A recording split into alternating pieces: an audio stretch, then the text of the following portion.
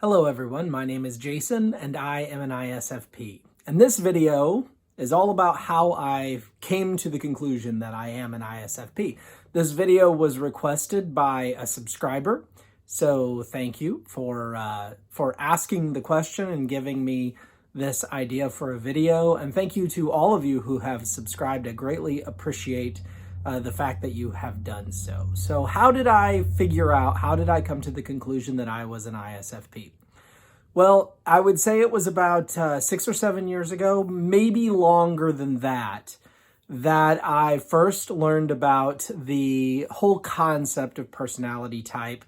And I started out by, as I think probably a whole lot of you watching did, I started out by taking an online test to, find out what personality type I was. I really don't remember what led up to it or why I was intrigued by it or anything of that nature. But I took the test and I got ISFP the very first time. Okay. Now, a lot of people take the test and they get all kinds of different types. And I am not here to say that the tests are super reliable. I am not here to say that you should take a test and just like pack that away in your bag and go, yep, this is my type. I'm not even here to say you should take a test at all. I think there are better ways to figure out what personality type you are. The problem with the tests are, first of all, they're asking maybe some good questions, maybe some not so good questions. They're hitting at certain kind of stereotyped aspects of each personality type. They really are maybe good at nailing like that sort of middle of the road personality of each of the 16 types. But, a lot of people are not right dead center on whatever type they are. So, the tests are, they're okay, some of them. And then also people go into the tests and they don't really know themselves. We don't know ourselves nearly as well as we think we do. We think we're much better at things than we actually are. We think we're much more devoted to certain things than we actually are. We think we spend more significant amounts of our time doing things than we actually do. We'll really buckle down and do this one thing amazing like 2 or 3 times and we'll go, see, I'm really good at that. But all the rest of our life, we're terrible. We don't focus on that at all, or we hate it, or we run away from it, or whatever. Anyway, I took the test. It said I was an ISFP. I began reading all of the little, short descriptions and some long ones too of what it means to be an ISFP. And I was like, yeah, I could see a lot in there that I agree with and, some things I didn't relate to and so on and so forth. So over time, I took the test at different websites, and every single time I got ISFP. I have never taken the test and not gotten ISFP. And this is all before I was studying the cognitive functions or anything like that. I think one of the reasons why I so consistently tested exactly the same all the time is because I was really quite conceited and arrogant. And so let me explain how that affected things. I think a lot of people go into taking the test and they have an idea of what they want to be. And what they want to be is not always what they are. And so sometimes they'll answer questions falsely, not because they're deliberately trying to trick the test or get results different or get certain results or anything like that, but because they're really answering the questions of what they think is good, but it's not necessarily who they actually are. I was kind of so full of myself that I actually thought that everything about me was pretty darn amazing. And so I was going through just answering the questions quite literally because I was telling the test the truth about myself, even the ugly truth, because I didn't see it as ugly. I thought it was wonderful. And in fact, whenever I got ISFP, and the more I read about ISFP, the more I was like, wow, this is awesome. I got the perfect type. And the reason that I thought that, before I took the test, I'd never heard of any of it. I didn't know any different types. I've never heard, the whole censor hatred. I'd never heard, intuitives are supposed to be the next, the greatest thing since sliced bread, so to speak, or whatever. I know that people and personality types predate sliced bread. But anyway, I'd never heard any of that. So I just read like what it means to be an ISFP, and I was like, obviously some of it's wrong. It's very, very overly stereotyped. But anyway, a lot of what I read was like, yeah, that's me, and awesome. I'm so happy that I'm so wonderful, like I always thought I was. And by the way, I've calmed down from that quite a bit over the years. And it's actually been learning about personality types that's helped me to develop so much greater of a respect and an appreciation for people who are so different from me. In fact, I think it was my wife used to make fun of me because there used to be a band many years ago called the Bloodhound Gang, and they had a song that basically said, I'm going to clean it up, but it said, and I don't really care if you don't like me because I don't like you because you're not like me. And my wife used to say, like, that is your song right there, like that. I mean, I think she may have only made that joke once or twice, but when we were very young, she was like, that is so your song. Because I just thought so much of myself. So anyway, let's fast forward a little bit. So I learned about this, and then I began learning about other personality types, and I began to learn the types of just a couple of other people that I was really close to. And then I found out about the cognitive functions. And I began to read about the cognitive functions. And the more that I studied the cognitive functions, the more I realized that I had SE for sure. Like I was 100%, absolutely no doubt about it. I have extroverted sensing in a very significant role in my function stack. So there was one thing that I could take what I already believed about myself as an ISFP and I could verify it on the cognitive function level and say, well, there's absolutely no doubt that extroverted sensing is a major part of who I am. And so I began to read more. I began to watch more videos by some excellent YouTube content creators on personality type. And then I began to be exposed to more broad ideology, more definitions, more concepts. And it really drove me to move out of just the sort of stereotype MBTI stuff and to really try to analyze people that I know and not say, well, do I think this person is an INFJ, right? Or do I think this person is an ESTP? No. What I began to do is I began to look for cognitive functions. And so I would say, well, I don't know for sure what personality type this person over here is, but I know for sure that they're thinking over feeling. There's no doubt about that. Or I know for sure that they're, their intuition over sensing. And I began to look at different systems for trying to type people. And I found a lot of value in different ones. And to this day, even though I really, I prefer one system over all the rest, I still find value in a lot of different aspects of different concepts. Now, when I say different systems, I mean, keep in mind that all of these different systems are largely trying to get at the heart of the same issue, but they just go about it in a different way. And sometimes they change the definitions of terms, or sometimes they actually change the terms. So, for example, Dave and Shannon on objective personality, they don't go with the perceiver or judger words. They use observer instead of perceiver, and they use decider instead of judger. And I've found that to be extremely valuable. So have I learned from many different, YouTubers and writers and bloggers? Yes, I have. But what I have largely settled in on is that I think objective personality probably has the best approach overall. They're attacking it best. Do I learn things from others? Absolutely. Do I appreciate many of the others? Yes, I absolutely do. But as I've really dug in and learned more and more and more from different sources, not all from the same place, okay, not all objective personality, but from a lot of different sources, I've always been asking myself, well, if I am an ISFP, then I should, generally speaking, think this way or behave this way or, go through life this way. And what I've realized is that I have confirmed over and over again in all sorts of different ways that I am what I have believed myself to be. Now, I do intend to be typed by Dave and Shannon sometime in the near future, And I'm really interested to see what they come up with. I myself, if you follow Objective Personality, I believe myself to be double masculine, FISE, consume, sleep, blast, play. And I am so, for those of you who know what play is, I am so not play that if Dave and Shannon came out and said they found that there's a fifth animal, I would just go ahead and bump play down and stick the next animal above play, because play is like the last thing on earth for me.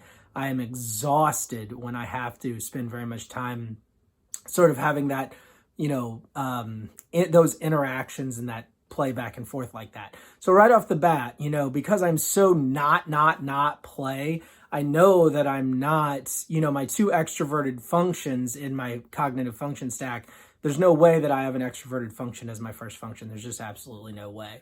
So, if we just kind of go down the list, extroverted thinking, and I guess I'm going up the list because I'm starting at the bottom. If I truly am an ISFP, then I should be capable of extroverted thinking, but it should stress me out. And I have very strong opinions on making things work a certain way. Things should be done a certain way. There's a right way and there's a wrong way to do things.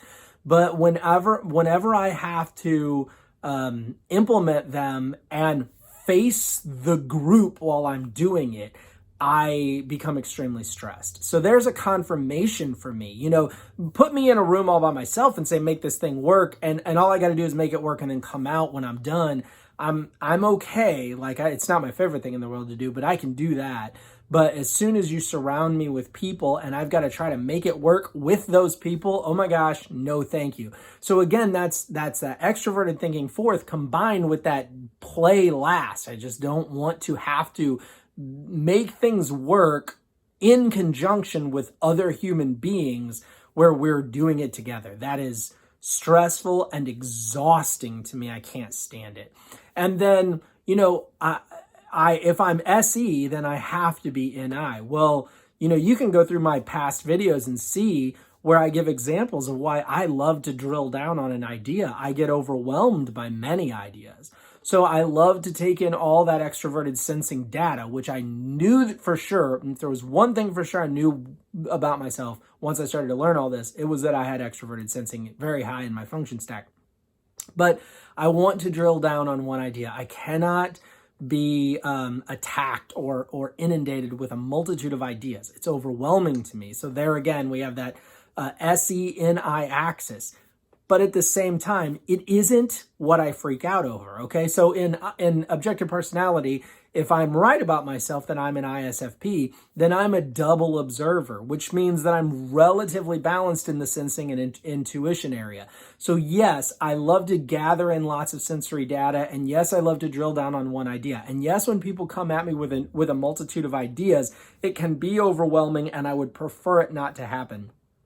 But as a single decider, having that introverted feeling at the top and then that extroverted thinking fourth, very low, that in Objective Personality is what's considered a single decider, because I'm really, when it comes to my decision making and my interactions with making my judgments, making things work, and with other human beings, I really lean extremely heavily on the introverted feeling at the expense of or to the neglect of the extroverted thinking. And so I'm very much so that's what in Objective Personality they call a single decider. Anyone who has a judging or deciding function at the top and then fourth. And so what happens there is people who are single deciders, their biggest freakouts in life tend to be over people, over their interactions with other people. Those are the things that stress us. And there's absolutely no doubt in my mind. I can go through my life and I can come up with limitless examples of that. I remember one time years ago, I was in management. I was working at a different job, and I did not want to go to work. I absolutely was just miserable. And my wife said to me, well, why? What is it specifically about going to work tomorrow and every day that has you so miserable? And I thought, that's an excellent question. I don't know. And I had to sit down and analyze it. And I thought, is it this? No. Is it this? No. Is it this? No. I went through all these different things that I have to do, situations that I have to face every day. No, it wasn't any of those. So I started going through the people. Is it this person, this person, this person? And I came across this one guy who worked for me that was just really a difficult human being. And as soon as I got to him, I was like, that's it. My entire countenance, my whole demeanor, my whole dread of facing the next day was on one thing and one thing only, and that thing was a human being. A human being. Now, if we contrast that with someone who is a single observer, which means they have a sensing function or an intuition function first, and then their judging and feeling functions are balanced in the middle, those people are going to, when they have to face dread, they're going to be facing dread over events and things. They're going to be facing dread over either being controlled or being out of control, having chaos raining down on them, or having control forced upon them. Whereas with me, because I'm a single decider, my freakouts, my stresses, all of the things that absolutely overwhelm me in life are because of the interactions that I have to have with other human beings. That is what's so difficult for me. The fact that chaos comes at me, or the fact that I have to be controlled in some way by systems, those things, I may like some, I may hate some, but I'm like, whatever, I can deal with that. But it's the people, it's the dealing with people that drive me crazy. Well, all of that is just a proof that I have either a feeling or a thinking function as my first function. So again, I know I have extroverted sensing. That means I have introverted intuition in my top 4 functions, and they're relatively balanced. Yes, I like the gathering more than I like the narrowing down. Yes, I only want one idea. I don't want 1,000 ideas. Yes, it stresses me out to some extent when I have to deal with with too much too much extroverted intuition, but I can get through it. It's okay. It's not that big of a deal. But the people, when I have to deal with the people, that's when I'm stressed beyond what I can even begin to explain. So anyway, those are just some examples. And that's, by the way, those examples were spoken, now that I think about it. Again, my videos are completely unscripted. Those examples were spoken in a very extroverted sensing way. I was like, here's an example, and here's an example, and there's this thing over here. So let's talk about my TE. Now let's jump to SE. How about some NI? I'll throw in some FI. Let's talk a lot about FI. Now let's get back. That's extroverted sensing, by the way. It's just like, here's some stuff, here's some stuff, here's some stuff. So as I learned more and more and more and more, I was able to keep drilling down more and more and more. And what I already believed to be true, that I was an ISFP, what I still believe to be true, that I'm an ISFP. I'll be interested to hear what Dave and Shannon say whenever I decide to get typed by them. And I might get typed by others too. Like, I don't know if you guys watch the Nathan on the Love Who channel. I know they do typing for their patrons on Patreon. And I think Nathan's awesome. I really like that channel a ton. But I'd like to, hear what some other people think about me. But I'm convinced that I'm right about myself, as of course we all are always convinced about ourselves, right? But it's not because I took a test and just said, okay, that must be true. It's because I've delved deeply into all of this.